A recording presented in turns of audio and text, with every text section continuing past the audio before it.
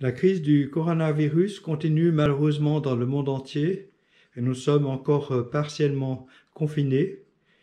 Nous avons la joie d'avoir sur notre balcon dans des bacs des fraises qui poussent car c'est le printemps. Mais malheureusement avec elles, il y a aussi les mauvaises herbes.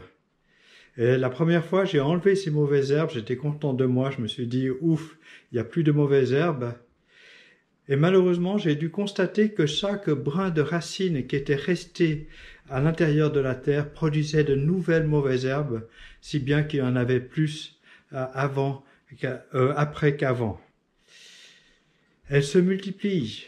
Et je crois que c'est la même chose avec les médias. Ils se multiplient. Nous sommes vraiment bombardés d'informations. Et on peut le dire, aucune civilisation avant la nôtre n'a eu autant d'informations.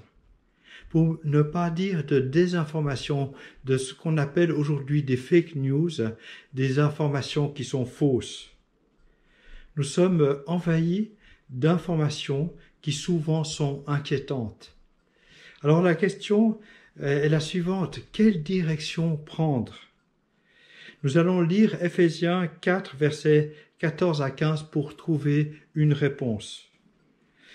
Ainsi, nous ne serons plus des enfants flottants et emportés à tout vent de doctrine par la tromperie des hommes, par leur ruse dans les moyens de séduction, mais en professant la vérité dans l'amour, nous croîtrons à tous égards en celui qui est le chef, Christ.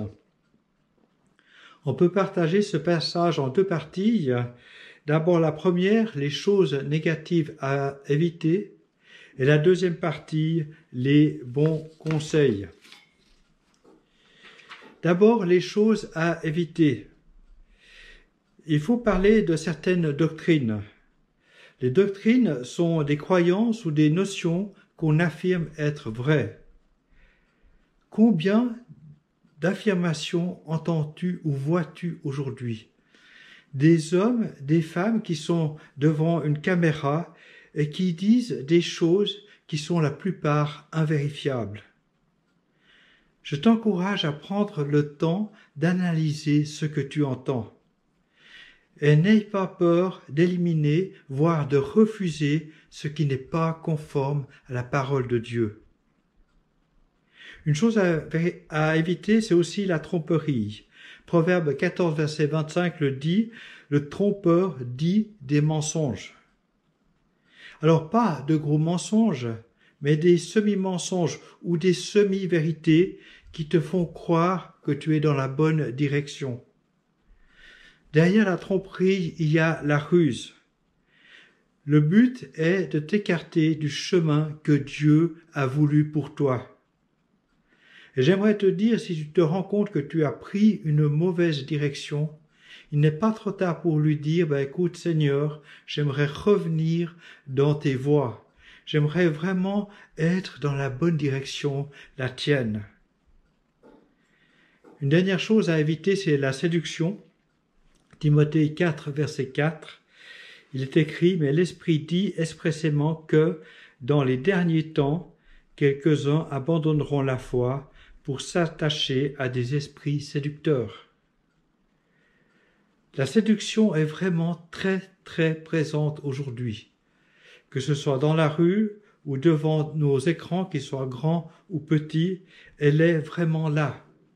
Nous sommes vraiment la cible comme un gibier qu'on essaye de traquer. Alors, on peut se poser la question, mais que faire vraiment? Alors, heureusement, il y a les bons conseils. D'abord, choisis le bon chemin. Jésus dit dans Jean 14, verset 6, il dit « Je suis le chemin, la vérité et la vie. Nul ne vient au Père que par moi. » Alors quand tu écoutes ce passage, tu peux te dire deux choses.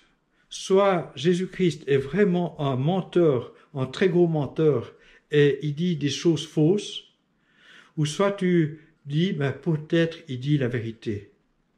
Et je crois qu'il dit la vérité pour toi, car il est mort et ressuscité pour toi. afin que tu puisses rencontrer personnellement Dieu. Et tu peux le faire en lui disant, Seigneur, je te demande pardon pour le mal, pour les péchés, pour les fautes que j'ai faites, et je te demande que tu entres dans ma vie. Et Jésus le fera à cet instant même.